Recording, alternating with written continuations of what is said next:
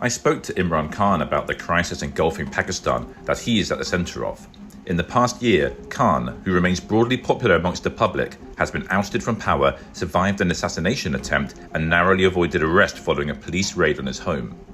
He is now campaigning for fresh elections in the country. Well, obviously, things are a little bit different from when we last spoke. There is a very sort of tumultuous circumstances at the moment around yourself and your party, the arrest of a lot of your supporters and your campaign staff. How are you coping at the moment?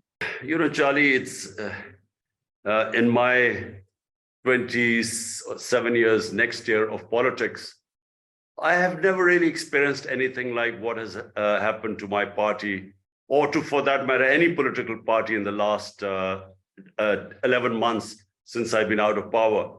Hey, Imran. Daniel, how are you? You cannot imagine what is happening in Pakistan.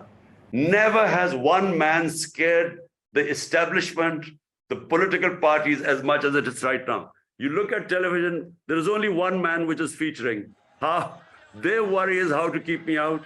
The people on the other, how to get me in. The majority of public wants me in.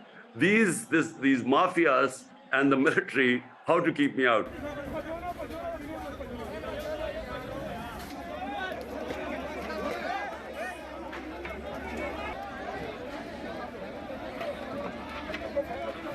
I mean, the sort of things like attack on my house.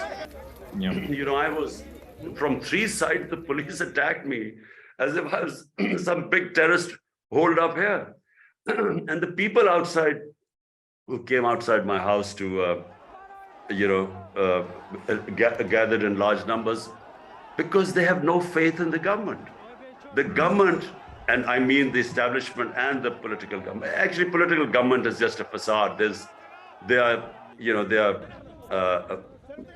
petrified of elections because their popularity is next to zero. They're a coalition of 12 or I don't know how many parties. Backing them is the military establishment.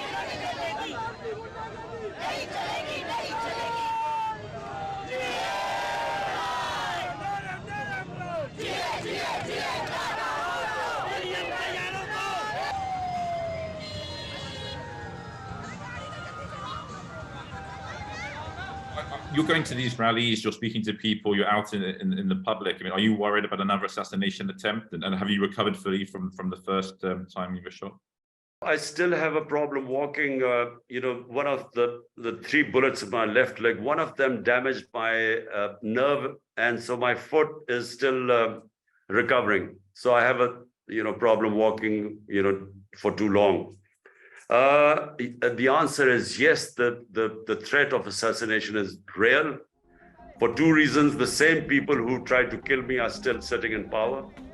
And they would be petrified that if I come back, they would be held accountable. So they are more dangerous now. Then there are these 2 families, who have been plundering Pakistan for 30 years. They have billions of dollars lying outside. And, last thing they would want is that if I come back, then they could be held accountable. So yes, the threat is real. And that's why I take precautions as much as I can. But the moment I step out of my house, I know I'm vulnerable.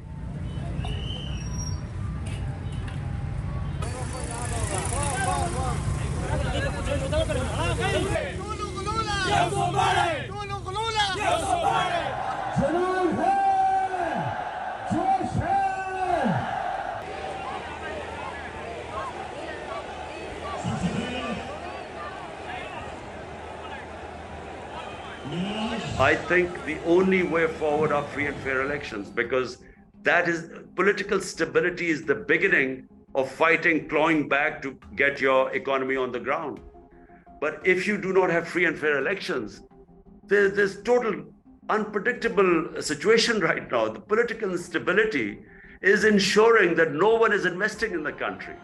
There's no business confidence within or from Pakistan or outside. No.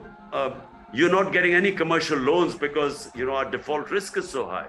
So we are now really in a blind alley. And I keep repeating, They asked me that, look, why can't you wait till October?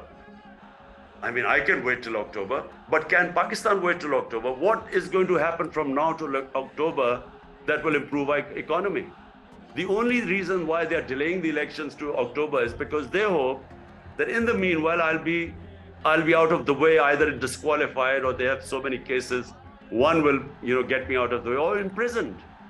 This is the only reason that one man, it's never happened here. The whole system, the whole policy is just how to keep Imran Khan out. In the rally, I asked the establishment a question. I said, look, you tell me what is your game plan. Okay, if you can convince me that by keeping me out, you can actually help Pakistan stand on its feet or recover, I said, I'm willing to go along with you. I'll get out of the way. But give me your roadmap. What is your roadmap?